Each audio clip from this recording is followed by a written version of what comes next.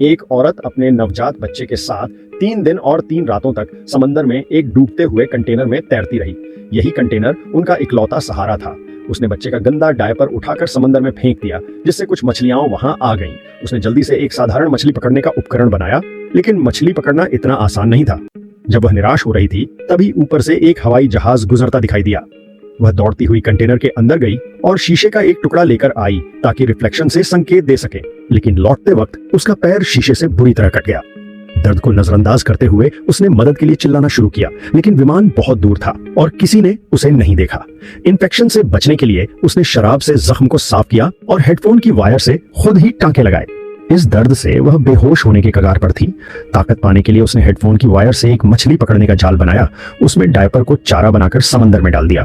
कुछ समय बाद एक मछली फंस गई और उसे आखिरकार खाना मिल गया। समय बीतता गया और उसने काफी खाना जमा कर लिया। बचाव की उम्मीद में उसने सैकड़ों मदद की पुर्जियां लिखी और प्लास्टिक के डिब्बों में बंद कर समंदर में बहा दी।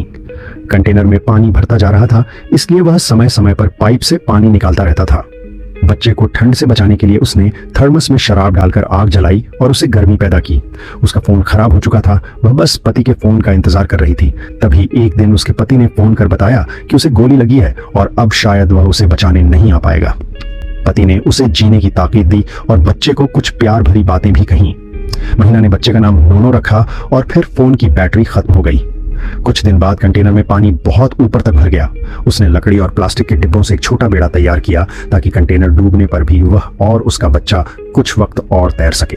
तभी एक समुद्री पक्षी दिखाई दिया, जिससे उसे उम्मीद जगी कि जमीन पास है। रात में कंटेनर की सीलिंग खुल गई और पानी तेजी से अंदर घुसने लगा। वह खाना लेने गई, लेकिन एक रस्सी में उसका पैर फंस गया। वह डुबकी लगाकर रस्सी काटने में सफल रही, लेकिन जब तक वह ऊपर आई उसका बच्चा कहीं बह चुका था। वह जोर जोर से चिल्लाई और तभी एक व्हेल मछली वहां आई। उसने अपने पानी की धार से बच्चे को हिलाया, जिससे बच्चा रो पड़ा और महिला को उसकी लोकेशन मिल गई। वह तैरकर बच्चे के पास पहुंची और शुक्र था कि बच्चा सही सलामत था।